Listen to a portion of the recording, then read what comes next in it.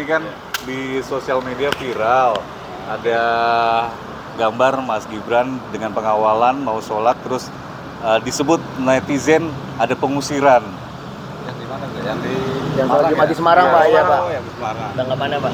Kalau yang di Semarang, jadi begini, sebenarnya itu tidak penggeseran, apalagi pengusiran, ya, apalagi pengusiran. Itu anggota saya hanya merapikan dan merapatkan saf sehingga lebih muat lagi personel yang lain. Nah, kemudian kan ada yang berdiri kalau nggak salah di TikTok itu justru malah anggota saya sendiri. Memang anggota kita yang di situ untuk untuk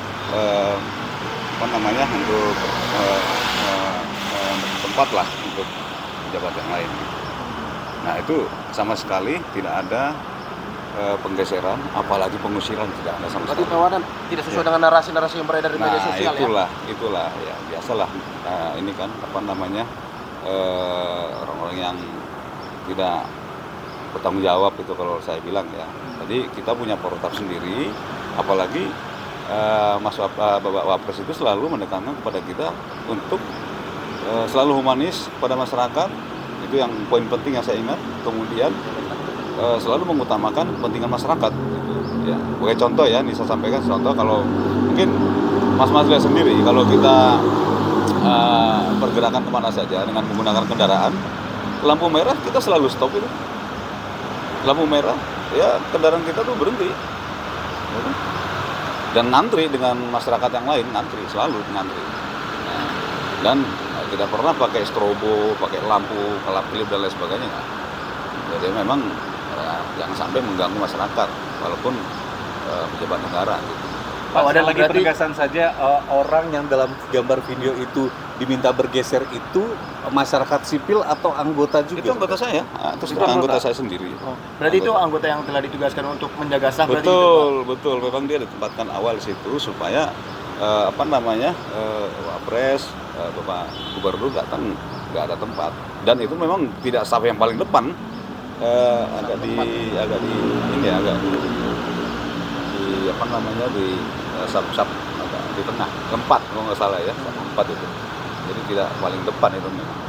Pak Waran, ada himbauan sedikit mungkin untuk, ini kan media sosial kan segala bentuk narasi bisa terjadi nih, Pak Waran. Maksudnya apa himbauan untuk masyarakat agar bisa lebih pintar dalam ini memilah-milah informasi mana yang benar, informasi yang salah. Betul.